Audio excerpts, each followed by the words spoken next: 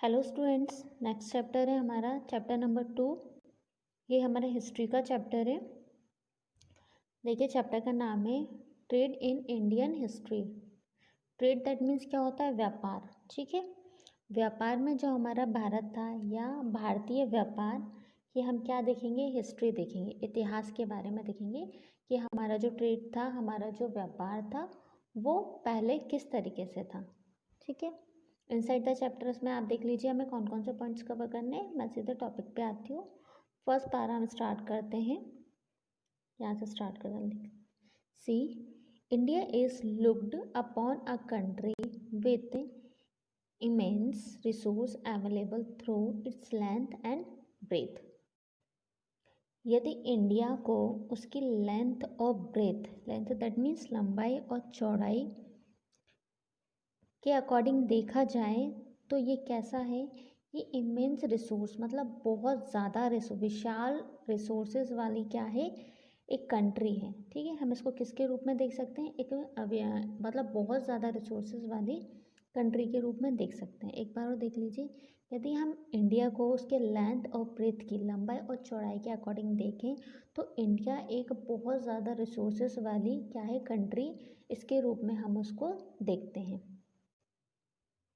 The objective of this brief paper is to go through the timeline of history of India trade right from ancient time till today, when it has a foothold in the major and the not so major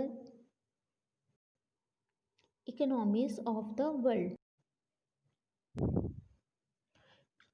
इसे यदि हम brief में देखें तो इसका main object क्या है? Main objective क्या है? मेन उद्देश्य क्या है कि इस चैप्टर के थ्रू हम क्या देखेंगे? हम अपनी इंडिया का जो हिस्ट्री देखेंगे। हिस्ट्री दैट में इतिहास देखेंगे। किस बारे में? उसके ट्रेड, उसके व्यापार के बारे में देखेंगे, जो कि क्या करने वाला था? Foothold in the major and not so major economics of the world. जो क्या था? वर्ल्ड में अपने पैर जमाने वाला था।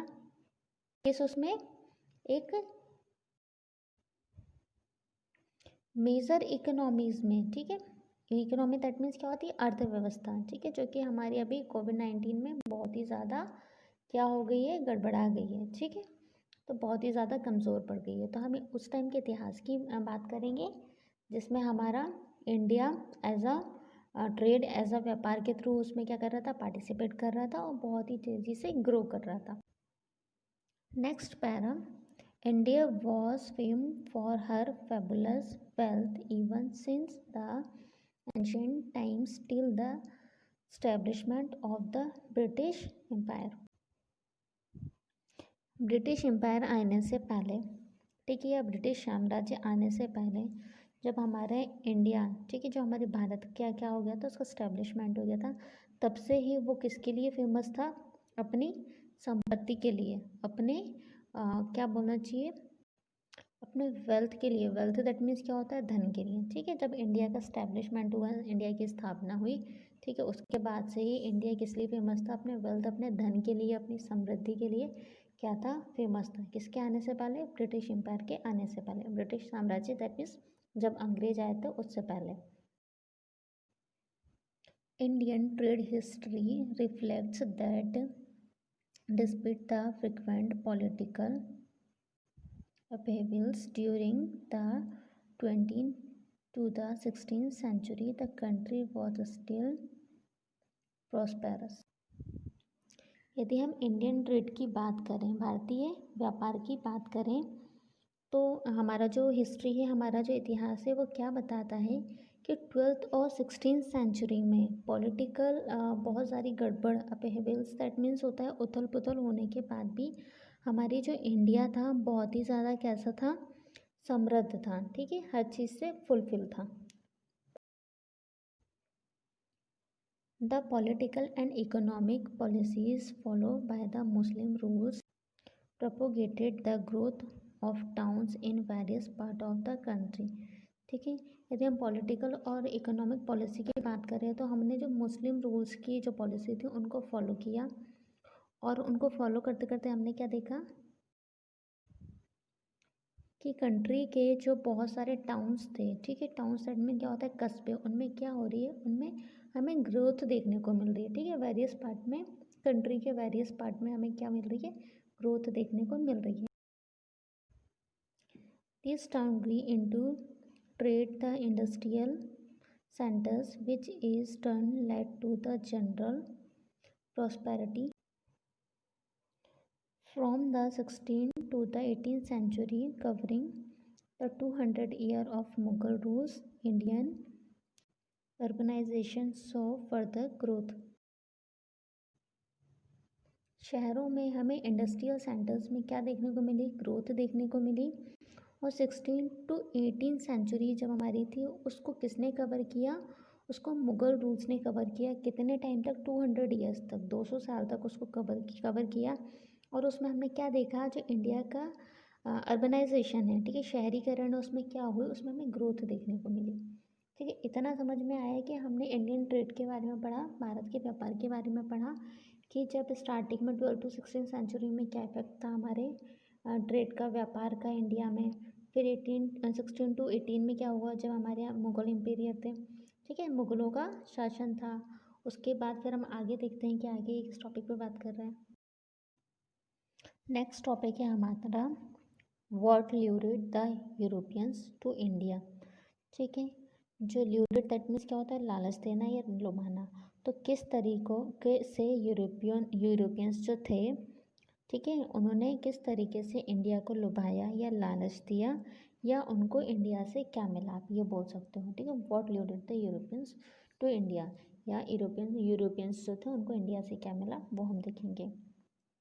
India was a country rich in minerals and agriculture resource. India जो है जो भारत देश है, या इंडिया जो हमारी कंट्री है, वो मिनरल्स एंड एग्रीकल्चर रिसोर्सेज में बहुत ज़्यादा क्या है, रिच है। ठीक है, बहुत ज़्यादा समृद्ध है। यहाँ पे मिनरल्स और एग्रीकल्चर रिसोर्सेज बहुत ज़्यादा मात्रा में पाए जाते हैं। तो इंडिया इसमें क्या है, रिच है। Voyagers and explorers from European country who travelled. ठीक है, यूरोपियन कंट्री से जो वोयागर्स और एक्सप्लोरर्स थे, जैसे जैसे मल्हार या खोजकर्ता, वो सिर्फ यहाँ पे क्या करते थे, ट्रेवल करने आते थे, सिर्फ यात्रा करने के लिए यहाँ पे क्या करते थे, आया करते थे। Through India found to their surprise that the cost of various items here were so low that they could easily cover up the cost of transportation across high seas and still make large profits. Bharat ने अपने आश्चर्य से पाया, वो surprise हो गया, उसने पाया कि यहाँ पे जो बहुत सारे आइटम्स हैं, उनकी जो कॉस्ट है वो बहुत कम थी, लेकिन वे जो समुद्र में जो ट्रांसपोर्टेशन था, उसकी जो लागत थी या उसकी जो रेट थी, उसको क्या करता था, आसानी से कवर अप कर सकता था, और उनसे वो अभी भी एक लार्ज प्रॉफिट क्या कर सकता था, कमा सकता था। For example, when Vasco da Gama of Portugal discover the new sea route from Europe around Africa to port of Calicut in India, he found that the price of prepare in Calicut was 1/26th of the price of Italy. He carried huge cargo on his return journey which should for 60 times the cost of his voyage. Portugal eventually established a factory at Canano. Such was the lure for the Europeans to trade with India. Canano, such was the lure for the European to trade with India. ये para पूरा कर ही लेते हैं। The other attraction were saltpeter required for the manufacture of the gun powder, indigo for dyeing of cloth and cotton textiles of very fine quality.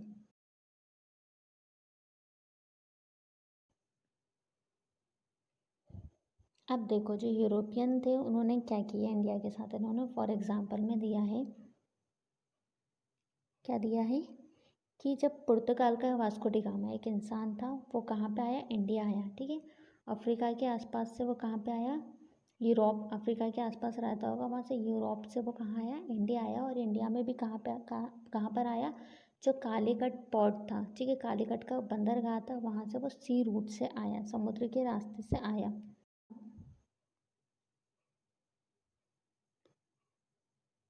और उसने क्या देखा, यहाँ पे आके देखा कि जो यहाँ पे चिली पाउडर था, ठीक है, जिसको हम ब्लैक पेपर या काली मिर्ची बोलना चाहिए, वो था, उसकी प्राइस यहाँ पे क्या थी, इटली से 126 गुना थी, ठीक है, 126 गुना ज़्यादा थी।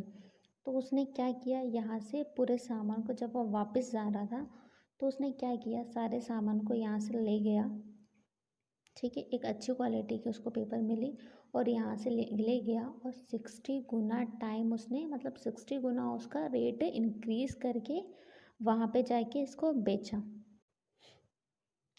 और इसने अपनी जर्नी के टाइम पे ही, जब पुर्तगाल ये जा रहा था, वापस जा रहा था, वास्को डी गामा, तो उसने कानाकोर नामक एक जगह थी, वहाँ पे अपना क्या इस्टेब्लिश किया, एक कारखाना, ठीक है, वहाँ पे इसने अपनी फैक्ट्री इस्टेब्लिश कर दी, कहाँ पे, कानाकोरा में। अब क्या हुआ, जब यूरोप को प्रॉफिट हुआ, यहाँ से वो सामान ले गया और वहाँ पे जाके उसने हाई प्राइस पे बेच दिया, तो ऐसे क्या हुआ, उसको इंडियन ट्रेड में क्या हो गया, इंटरेस्ट आने लगा, भारत के व्यापार में इंटरेस्ट आने लगा, लालच आने लगा। तो उसने क्या किया, भारत के साथ और भी बहुत सारे फैक्ट्री या बहुत सारे सामान का उसने क्या किया, कि हम आपके यहाँ से सामान ले जाएंगे और वहाँ जाके बेचेंगे, या एक इस तरीके से एक बिजनेस पर्पस से डील की।